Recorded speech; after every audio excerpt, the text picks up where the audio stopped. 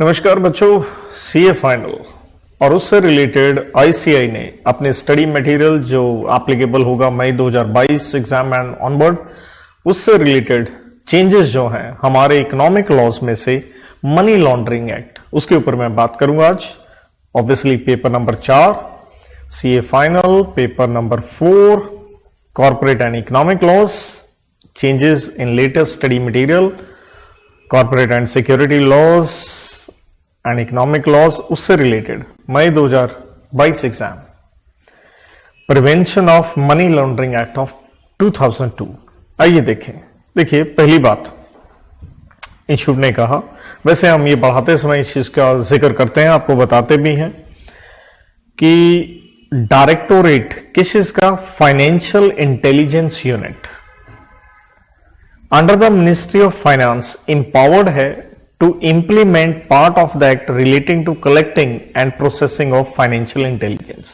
Simple सी बात है भैया, मनी लॉन्ड्रिंग, काला धन, बैंक्स वगैरह इन्वॉल्व हैं, तो फाइनेंशियल इंटेलिजेंस के लिए तो एक तरह से इन्होंने बता दिया ये किसके अंडर आ जाएगा, money laundering act, ministry of finance, department of FIU, that is financial intelligence unit, उसका डायरेक्टोरेट। साथ में directorate of enforcement under FEMA, जो हम पढ़ते हैं ईडी, फेमा एक्ट में सेक्शन 36 से लेकर 38 में ईडी, इन्फोर्समेंट डायरेक्टोरेट।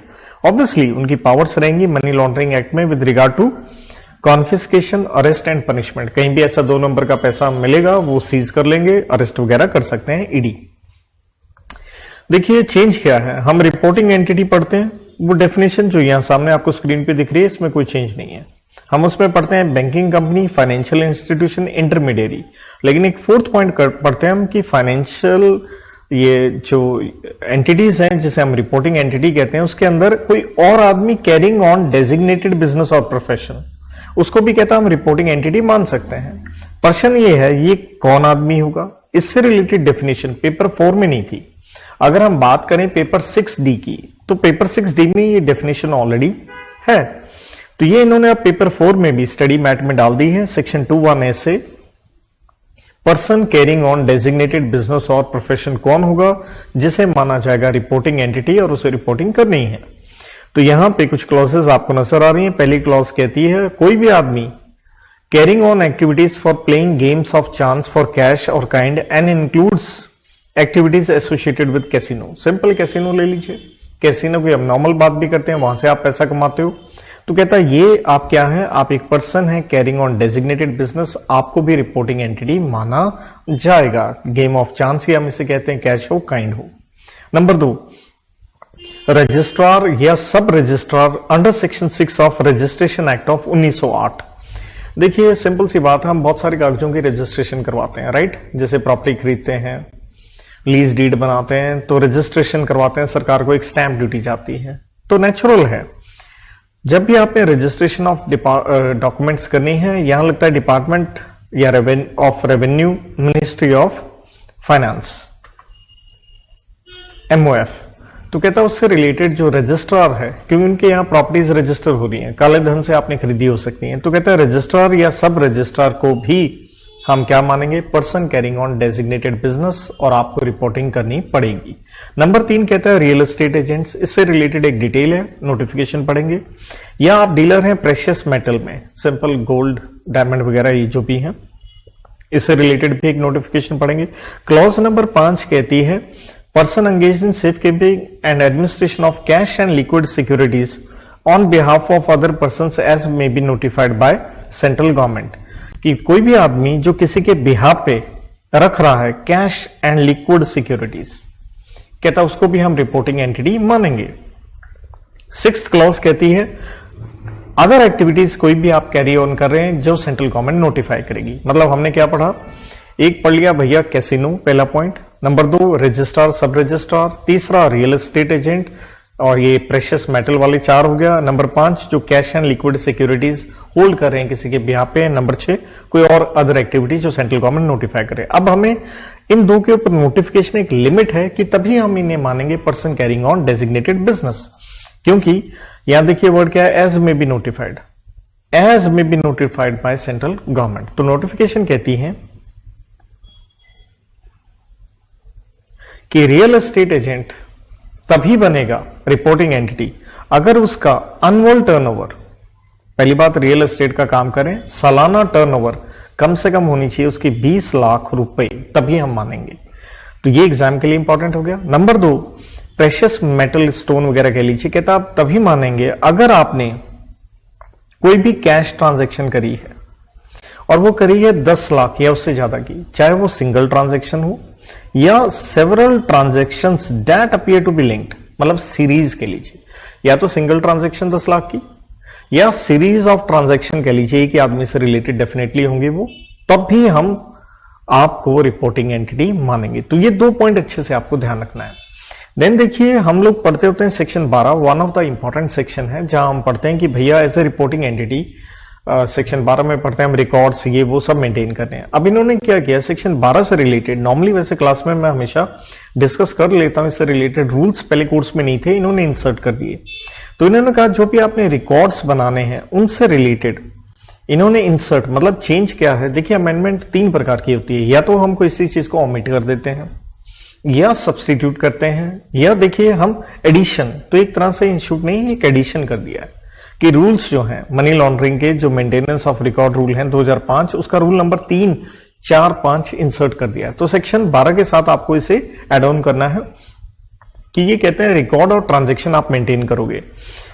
कब मेंटेन करोगे? रूल नंबर 3 क्या कहता है, अगर कैश ट्रांजैक्शन है 10 लाख से ज्यादा की, ऑब्वियसली इन व्हाट, यहां पे लिखा है फॉरेन करेंसी में। तो कहता अगर 10 लाख रुपए से ज्यादा की आपकी ट्रांजैक्शन है तो भी आपको रिकॉर्ड्स मेंटेन करने हैं, चाहे वो एक ट्रांजैक्शन हो। दूसरे पॉइंट में क्या है, सीरीज ऑफ कैश ट्रांजैक्शंस है, अगेन मॉनेटरी लिमिट यही है 10 लाख रुपए। तीसरा कहता है कैश ट्रांजैक्शन है जहां पे आपने जाली नोट, काउंटरफिट करेंसी कह लीजिए, फेक फोर्स्ड कह लीजिए, जिसको आपने जेन्युइन बना के चला दिया है, राइट, तो वहां पे भी आपको रिकॉर्ड मेंटेन करना किसके जाली नोट आए।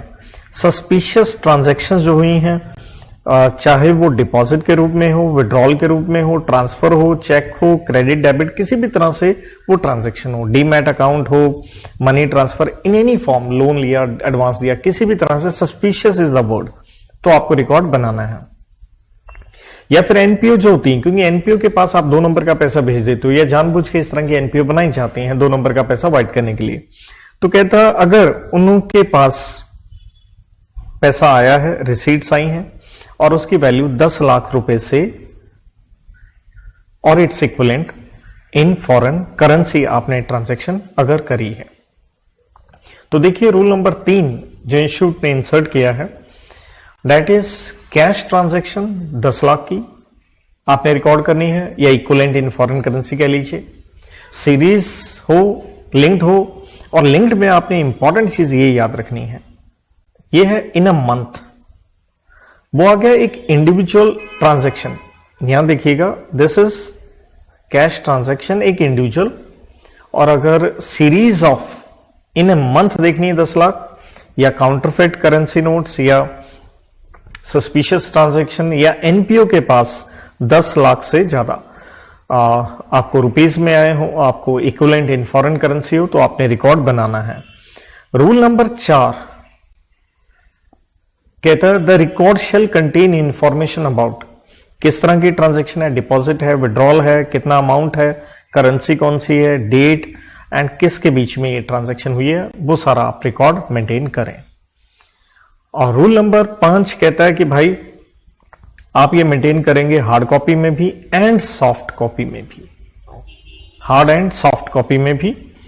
देन हमने ऊपर पढ़ा सस्पिशियस ट्रांजैक्शन रूल नंबर 3 में कि उसका रिकॉर्ड बनाना है, तो सस्पिशियस का इन्होंने मतलब दिया है as per rule number 2G के अंदर इसकी डेफिनेशन है कि कहता है मींस अ ट्रांजैक्शन जो रेफर्ड है अंडर सेक्शन 2H के अंदर हम डेफिनेशन पढ़ते हैं चिट फंड। तो देखिए चिट फंड में भी हमेशा फ्रॉड वगैरह काफी कुछ होते रहते हैं, तो उससे रिलेटेड कहता है ये सस्पिशियस है, इंक्लूडिंग अगर आपने कोशिश करी है ट्रांजैक्शन वेदर और not made in cash which to a person acting in good faith।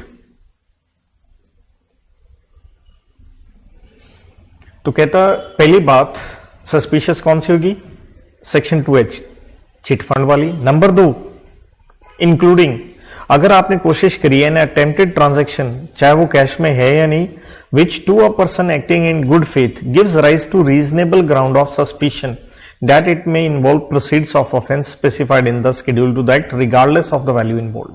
कहता सिंपल सी बात है कि भाई साहब जहां आपको एक सस्पिशन अराइज होता है, मतलब एक रीजनेबल ग्राउंड है तो सस्पिशियस है। नंबर 2, जहां आपको लगता है ये अनयूजुअल है या अनजस्टिफाइड कॉम्प्लेक्सिटी है कि इतना कॉम्प्लेक्स करे ट्रांजेक्शन, यहां से वहां से 4 जगह से आप पैसा घुमा के भेज रहे हो, भाई ऐसा क्यों। नंबर 3, जिसका कोई भी इकोनॉमिक रैशनल ना हो। रैशनल मीन्स इंटेलिजेंस मीन्स समझ, मतलब बंदे की औकात से ही बाहर ट्रांजैक्शन हो, हैज नो इकोनॉमिक रैशनल या हैज नो बोनाफाइड पर्पस, जिसका मतलब है कोई आपका जेन्युइन पर्पस उस ट्रांजैक्शन का नहीं है। Number 4, reasonable ground of suspicion है that it may involve financing of the activities relating to terrorism. तो 4 चीजें इन्होंने कही सस्पिशियस होंगी 2G में, एक सेक्शन 2H के अंदर चिट फंड, साथ में जो रीजनेबल ग्राउंड है सस्पिशन का कि ये प्रोसीड ऑफ क्राइम है। नंबर 2, अनयूजुअल है। नंबर 3, कोई इकोनॉमिक रैशनल नहीं है। नंबर 4, कि ये ट्रांजैक्शन कुछ टेररिज्म से रिलेटेड है। तो ये थी सेक्शन 12 से रिलेटेड। अब देखिए हम मनी लॉन्ड्रिंग में पढ़ते हैं चैप्टर नंबर 9। ये है हिंदुस्तान गवर्नमेंट का बाहर वाली गवर्नमेंट के साथ एक कॉन्ट्रैक्ट, एक अरेंजमेंट कि आप हमें इंफॉर्मेशन दीजिए या जो ऑफेंडर है वो दीजिए, सेम वे हम रेसिप्रोकल आपको इंफॉर्मेशन प्रोवाइड करेंगे, जो हम पढ़ते हैं सेक्शन 55 से लेके 61 में। तो वहां से रिलेटेड इन्होंने कुछ सेक्शन जिनके ऊपर पहले जिक्र नहीं था, इन्होंने वो अपने स्टडी मैट में इंसर्ट किए हैं। पेपर 6D में ये पहले भी थे, मेरे पिछले बैच की रिकॉर्डिंग में मैंने लगभग ये सेक्शन का जिक्र भी किया था। तो चाहे जिसने पहले क्लास ली हैं या उससे पहले, तो देखिए हम करते ही नहीं थे, फिर भी मैंने लास्ट टाइम कर दिया था। तो ये आपको थोड़ा लेके चलना है कि इनके ऊपर पूछा जा सकता है पेपर में आप, क्योंकि नई चेंजेस हैं। तो कहता है special code to release the property. देखिए हम बेसिकली पढ़ते हैं जब भी ये रेसिप्रोकल अरेंजमेंट होती है तो इंफॉर्मेशन लेनी है देनी है वो थ्रू होती है स्पेशल कोर्ट के द्वारा। तो कहता है special court to release the property, मतलब कहता है क्लोजर हो गया क्रिमिनल केस का या ट्रायल कंप्लीट हो गया, conclusion of trial in a criminal court outside India under the corresponding law of that country. जैसे नीरव मोदी के खिलाफ इंग्लैंड में केस चल रहा है, सच कोर्ट फाइंड्स दैट कि मनी लॉन्ड्रिंग का ऑफेंस हुआ ही नहीं है और प्रॉपर्टी मनी लॉन्ड्रिंग में इन्वॉल्व है ही नहीं इन इंडिया, मतलब इस तरह का, क्योंकि आप केस बाहर हो रहा है लेकिन कोई मनी लॉन्ड्रिंग का इंपैक्ट नहीं है, ना ही कोई प्रॉपर्टी इंडिया में इसमें इन्वॉल्व है। तो स्पेशल कोर्ट में on an application moved by the concern person और director after notice to other party order release of property to the person entitled to receive it. Simple सी बात है, हिंदुस्तान में आपने किसी की प्रॉपर्टी कॉन्फिस्केट कर रखी है, राइट, और उस आदमी के ऊपर केस चल रहा है हिंदुस्तान के बाहर और कंक्लूजन ऑफ ट्रायल हुआ या केस क्लोज हो गया, पता चला बंदा मनी लॉन्ड्रिंग में इन्वॉल्व नहीं है, तो स्वाभाविक है उसकी प्रॉपर्टी रिलीज की जा सकती है। तो स्पेशल कोर्ट की पावर है वो रिलीज का ऑर्डर दे देगी। 58B कहता है letter of request of a contracting state या अथॉरिटी फॉर कॉन्फिस्केशन और रिलीज ऑफ प्रॉपर्टी। तो कहता है बाहर की देश ने एक रिक्वेस्ट लेटर दिया है कि इसकी प्रॉपर्टी रिलीज कर दो, राइट। कहता है trial under the corresponding law of any other country can not be conducted. तो दूसरे देश में जैसे नीरव मोदी के खिलाफ इंग्लैंड में ट्रायल कंप्लीट नहीं किया जा रहा, कंडक्ट नहीं किया जा कर पा रहे, रीजन क्या है, बंदे की डेथ होगी या वो प्रोक्लेम्ड ऑफेंडर हो गया, मीन्स भाग गया, मिल ही नहीं रहा, या कोई और कारण, या कार्रवाई स्टार्ट हुई लेकिन कंप्लीट नहीं हो पा रही। तो सेंट्रल गवर्नमेंट ऑन रिसीट एक लेटर आएगा बाहर वाली कोर्ट या अथॉरिटी से जहां वो रिक्वेस्ट कर रहे हैं कि भाई प्रॉपर्टी या तो रख ली जाए या रिलीज कर दी जाए, as the case may be. जरूरी नहीं है कि जैसे आदमी की डेथ होगी या प्रोक्लेम्ड ऑफेंडर हो गया तो हम प्रॉपर्टी रिलीज कर रहे हैं, रादर वहां का ऑर्डर है कॉन्फिस्केट कर लो, मतलब दोनों में से कोई भी एक चीज हो सकती है, कॉन्फिस्केशन और रिलीज, सेम ओवर हियर। तो कहता जब वहां से लेटर आया सेंट्रल गवर्नमेंट को, तो सेंट्रल गवर्नमेंट ये फॉरवर्ड कर देगी टू द डायरेक्टर ताकि वो एक एप्लीकेशन दे स्पेशल कोर्ट को, और स्पेशल कोर्ट इसके बाद एप्रोप्रिएट ऑर्डर पास कर देगी, क्योंकि ये सारे ट्रांजैक्शन किसके थ्रू होते हैं, थ्रू स्पेशल कोर्ट। सेक्शन 59 देखिए पहले भी स्टडी मैट में था, लेकिन पहले स्टडी मैट में इन्होंने सिर्फ उसका एक हल्का सा पार्ट दे रखा था सेक्शन 1, अब इन्होंने ये पूरा सेक्शन डाल दिया। कहता है रेसिप्रोकल अरेंजमेंट है for processes and assistance for transfer of accused persons. तो जो आदमी अक्यूज्ड है उससे रिलेटेड। कहता है जहां स्पेशल कोर्ट को लगता है कि मनी लॉन्ड्रिंग का ऑफेंस हुआ सेक्शन 4 में, desires that summon to an accused person, उसको समन जारी किया जाए या अरेस्ट वारंट जारी किया जाए, या समन किसी और आदमी को ताकि वो कोई कागज वगैरह, विटनेस वगैरह, डॉक्यूमेंट वगैरह पेश करे, या search warrant issued by it shall be served और executed at any place in any contracting state. लेकिन ये आपने ऑर्डर जारी किया समन का, वारंट का, वो आदमी हिंदुस्तान के बाहर है, तो कहता है ये समन या वारंट की आपने 2 कॉपीज डुप्लीकेट भेजनी है टू सच कोर्ट जज magistrate through such authorities as central government में नोटिफाई। कि हिंदुस्तान के बाहर भेज रहे हो तो सेंट्रल गवर्नमेंट का जिस तरह से एग्रीमेंट है, जिस भी अथॉरिटी कोर्ट को भेजनी है, डुप्लीकेट में आप कॉपी भेजें। एंड जिसको आप भेज रहे हो, जो भी वहां का जज मजिस्ट्रेट या अथॉरिटी है, shall cause the same to be executed, वो फिर आगे आदमी को वो वारंट वगैरह जारी करे। तो ये हिस्सा पहले भी था, अब इंस्टीट्यूट ने सारा का सारा ये स्टडी मैट में डाल दिया है। तो अब नया क्या डाला है देखिए, तो ये सारा का सारा ऊपर जो हमने पढ़ा था उसके बाद सब सेक्शन 1 में कुछ और चीजें भी थी। वैसे मैं कहूंगा पहले इंस्टीट्यूट ने बड़ा सही किया हुआ था कि इससे रिलेटेड सिर्फ सब सेक्शन 1 का सिर्फ इतना हिस्सा आपने डाल रखा था। That was a good thing. अब समस्या क्या आ गई है? समस्या ये आ गई, मैं कहूंगा इंस्टीट्यूट को ऐसा नहीं करना चाहिए था। देखिए चैप्टर नंबर 5 जो सर्च सीजर वगैरह से डील करता है, वो पेपर 4 में कोर्स में ही नहीं है, उससे रिलेटेड है ये सेक्शन। या तो आप ये चैप्टर नंबर जो 5 है ये पूरा का पूरा या तो पेपर 4 में आप डाल देते, फिर तो समझ में आता है। तो इसलिए अब आप जितना आगे पढ़ेंगे तो आपको दिखेगा क्या, आपको एक चीज दिखेगी कि सारी की सारी चीजें लिंक करती हैं चैप्टर 5 से, जो कि पेपर 6D में है, राइट। जैसे कहता वारंट ऑफ अरेस्ट जो एग्जीक्यूट किया जाएगा, the person arrested shall be dealt, कहता उसके लिए जो प्रोसीजर होगा वो अंडर सेक्शन 19 है। तो सेक्शन 19 किससे डील करता है? अरेस्ट वगैरह से रिलेटेड हिंदुस्तान के बाहर, तो वो चैप्टर 5 में आ गया। कहता सर्च वारंट जो एग्जीक्यूट किया जाएगा, the things found in this search, जितना पॉसिबल हो सके उसके लिए प्रोसीजर होगा सेक्शन 17 एंड 18 में। तो देखिए सेक्शन 17 एंड 18 किसके ऊपर डील करता है? ये सर्च एंड सीजर पे डील करता है, और सेक्शन 18 डील करता है सर्च ऑफ पर्संस के ऊपर। एक हो गया जगह, एक हो गया लोग, तो कहता है उसके ऊपर प्रोसीजर सेक्शन 17, 18। और ये सेक्शन हमारे कोर्स में नहीं है, क्योंकि कहां गए, ये चैप्टर नंबर 5 के अंदर आ जाते हैं। So that is the problem area. कहता प्रोवाइडेड दैट जहां आपने समन या सर्च वारंट जो भी रिसीव हुआ है कॉन्ट्रैक्टिंग स्टेट से, received from a contracting state has been executed, the document और things produced found in this search shall be forwarded to the court issuing the summons और search warrant through such authority as the central government में notify in this behalf. तो देखिए,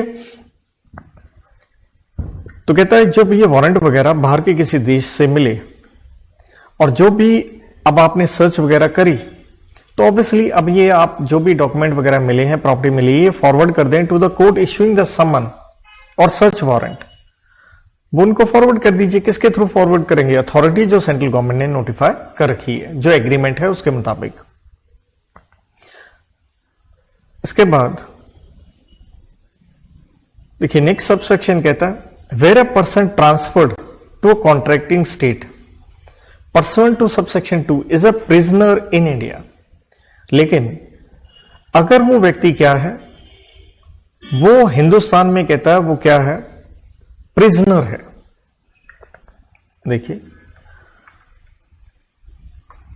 jail में बैठा है, अब ये आदमी इंडिया के बाहर भेजना है, तो इसे ट्रांसफर किया जाएगा, सेंट्रल गवर्नमेंट ट्रांसफर करेगी, लेकिन कुछ कंडीशंस इंपोज कर सकती है उस देश के ऊपर। सेम वे रिवर्स, अगर कोई आदमी इस तरह से बाहर है, नीरव मोदी जैसे बाहर, उसे इंडिया में लेके आना है, वो प्रिजनर है कॉन्ट्रैक्टिंग स्टेट में, तो स्पेशल कोर्ट इंश्योर करे that the condition subject to which prisoner is transfer to India are complied with. जैसे नीरव मोदी या विजय माल्या क्या बोलते हैं कि हिंदुस्तान की जेल अच्छी नहीं है, हम मर जाएंगे वहां पे, सुविधाएं नहीं है, तो वहां की गवर्नमेंट जब इंडिया भेजेगी तो कुछ कंडीशंस इंपोज कर सकती है, तो आपको उसका कंप्लायंस सेंट्रल गवर्नमेंट को करना पड़ेगा और राइटिंग में ये चीज कहनी पड़ेगी कि कोई बात नहीं, जो आपकी कंडीशंस है हम उसे फुलफिल करेंगे। Section 60 attachment, seizure and confiscation of property in a contracting state और इंडिया। कहता है डायरेक्टर ने एक ऑर्डर दिया है अटैचमेंट ऑफ प्रॉपर्टी जो हम सेक्शन 5 में पढ़ते हैं, और फ्रीजिंग का ऑर्डर दिया है सेक्शन 17 में, और एडजुडिकेटिंग अथॉरिटी ने ऑर्डर दिया है प्रॉपर्टी से रिलेटेड सेक्शन 8 में, या स्पेशल कोर्ट ने ऑर्डर दिया है कॉन्फिस्केशन का again under section 8 sub section 5 और 6। और कहता है सच प्रॉपर्टी, तो ऑर्डर तो आ गया फ्रीजिंग का, कॉन्फिस्केशन का, लेकिन ये प्रॉपर्टी है बाहर, तो स्पेशल कोर्ट जब एप्लीकेशन देगा डायरेक्टर या एडमिनिस्ट्रेटर जो सेक्शन 10 में अपॉइंट हुआ है, may issue a letter of request to a court or an authority in contracting state for execution of such order। तो बाहर से प्रॉपर्टी लेके आनी है तो बाहर की अथॉरिटी जो भी एग्रीमेंट जिसके साथ हुआ है तो आप उसको एक लेटर लिख देंगे। और सेम वे सब सेक्शन 2 क्या कहता है, इसी तरह से अगर लेटर ऑफ रिक्वेस्ट भारतीय गवर्नमेंट को मिला है बाहर वाली कोर्ट या अथॉरिटी से, सेम इसी चीज अटैचमेंट, सीजर वगैरह से related as per the corresponding law of that country, तो आप द सेंट्रल गवर्नमेंट में forward such letter of request किसको, भारत में जो डायरेक्टर है अथॉरिटी का, कि भाई इसको एग्जीक्यूट किया जाए। और कहता है अगर on closure of criminal case या conclusion of trial in a criminal court outside India under the corresponding law of that country, ये पता चलता है कि ऑफेंस ऑफ मनी लॉन्ड्रिंग आपने कमिट किया है, तो special court on receipt of application from director for confiscation after giving notice to the affected persons that such property involved in money laundering or which has been issued for commission of offense of money laundering stand confiscated to the central government। तो natural है बाहर case चला, case साबित हो गया, तो natural है वो प्रॉपर्टी कॉन्फिस्केट होकर सेंट्रल गवर्नमेंट को जाएगी ताकि बाहर वाले देश को ये पैसा पहुंचाया जा सके। सो डायरेक्टर जैसे उसको लेटर ऑफ रिक्वेस्ट आता है 58 या 59 में, तो वो स्टेप्स लेगा for tracing and identifying such property ताकि कॉन्फिस्केट किया जा सके। और इस प्रॉपर्टी के अंदर कहता है स्टेप्स में आप कोई इंक्वायरी, इन्वेस्टिगेशन या सर्वे, कोई भी बुक प्रॉपर्टी किसी भी प्लेस में आप जा सकते हैं। और कहता है इसके लिए जो भी इंक्वायरी, इन्वेस्टिगेशन या सर्वे होगा उसके लिए एक अथॉरिटी होगी mentioned in subsection 3 in accordance with the directions issued in accordance with the provisions of the act। So basically that will be director जो जाकर ये इन्वेस्टिगेशन इंक्वायरी करेगा। Thereafter the provisions of act relating to attachment, adjudication, confiscation and vesting of property वो as per chapter number 3 हो जाएगा। Chapter number 3 देखिए हम अपना कोर्स में पढ़ के आते हैं सेक्शन नंबर 5 ऑनवर्ड से। एंड सर्वे वगैरह जैसे मैंने कहा था चैप्टर 5 कोर्स में नहीं है, तो वो कहता है चैप्टर 5 के मुताबिक होगा। और कहता है where any property is confiscated as a result of execution of request from a contracting state the central government में इधर रिटर्न सच प्रॉपर्टी। देखिए प्रॉपर्टी गोल्ड वगैरह है, पैसा है, तो वो बाहर भेज दीजिए, लेकिन अगर एक इमूवेबल प्रॉपर्टी है तो बाहर नहीं भेज पाएंगे, तो आप उनको कॉम्पनसेट कर सकते हैं जिस तरह की भी जो एग्रीमेंट उस देश के साथ है। नो डाउट इसमें सरकार क्या करेगी, कुछ पैसे काट लेगी जो उनका रीजनेबल एक्सपेंसेस हुआ है इन्वेस्टिगेशन या कार्रवाई वगैरह में। देखिए फिर मैं कहूंगा ये पहले नहीं थे सेक्शन, तो अच्छी बात थी, क्योंकि आप यहां पे बार बार देखिए चैप्टर 5 का जिक्र हो रहा है, रिलेट कर रही हैं चीजें। ये सेक्शन डील ही चैप्टर 5 के अकॉर्डिंग होते हैं, तो नहीं डालते तो बढ़िया था। देयर आफ्टर सेक्शन नंबर 61 कहता है every letter of request, summon या वारंट जो सेंट्रल गवर्नमेंट को मिला है, या and every letter of request, summon, warrant जो भी है टू बी ट्रांसमिटेड या देना है, सेंट्रल गवर्नमेंट को मिला या देना है बाहर, तो कहता है shall be transmitted to the contracting state as the case may be sent to the concerned court in India. तो इंडिया में कोर्ट, क्योंकि वो स्पेशल कोर्ट की बात हम कर रहे थे, और उसके लिए फॉर्म मैनर क्या होगा जो सेंट्रल गवर्नमेंट नोटिफिकेशन से बताएगी। तो मेनली मैं ये कहूंगा पेपर के लिए जो सेक्शन 12 से रिलेटेड देखिए 3 रूल इंसर्ट किए हैं। रूल नंबर 3, 4, 5 वो एग्जाम के लिए इंपॉर्टेंट होंगे। जो हमने डेफिनेशन पढ़ी थी person carrying on designated business, वो भी अच्छी है, जहां रियल एस्टेट के लिए और प्रेशियस स्टोन के लिए हमने लिमिट्स पढ़ी 20 लाख 10 लाख वाली, दैट इज गुड वन। ये वाले सेक्शन इंसर्ट किए, इसमें से मेरे को इतना नहीं लगता कि एग्जाम के लिए इतना रेलिवेंट रहेगा। देन चैप्टर नंबर 10 मिसलेनियस जो आता है उससे रिलेटेड 2 सेक्शन इन्होंने स्टडी मैट में और इंट्रोड्यूस किए हैं। इनके अंदर ऐसा कुछ नहीं, हर एक्ट में आप पढ़ते हैं। सेक्शन 67 क्या कहता है? Protection from action taken in good faith, या यूं कह लिए bar of courts in civil court. कहने का मतलब है जो भी सरकारी अफसर हैं उनके ऊपर किसी कोर्ट में कार्रवाई नहीं होगी अगर उन्होंने कोई भी एक्शन आपके ऊपर लिया, गुड फेथ में लिया, लेकिन वो सही नहीं था, बस इतनी सी बात है, तो वो कोई कार्रवाई आपके खिलाफ नहीं होगी। और no suit shall be brought in any civil court to set aside और मॉडिफाई एनी प्रोसीडिंग टेकन, कि जो प्रोसीडिंग होगी एक्ट में आप उसका कुछ नहीं कर सकते। देन सेक्शन 68 कहता है notice etcetera not to invalid on certain grounds, मतलब कोई भी आपने नोटिस जारी किया, समन जारी किया, ऑर्डर, डॉक्यूमेंट कुछ भी जारी किया जो भी कार्रवाई में है, अगर उसके अंदर कुछ टेक्निकल डिफेक्ट है तो उससे कोई फर्क नहीं पड़ेगा, वो वैलिड ही रहेगा, वो इनवैलिड नहीं होगा merely on the reason of कोई उसके अंदर मिस्टेक है, डिफेक्ट है या ओमिशन है। It will be considered it is very much valid, आप कोर्ट में उसे चैलेंज नहीं कर सकते। तो ये थी जी चेंजेस जो मैंने आपको बता दिया। बस 2 ही चीजें, डेफिनेशन और रूल नंबर 3, 4, 5, उसे आप पक्का करके चलें। और ये पीडीएफ वगैरह लेनी हो तो आप मेरे को व्हाट्सएप कर सकते हैं on this number, I will send you. तो ये चेंजेस थे। Thank you.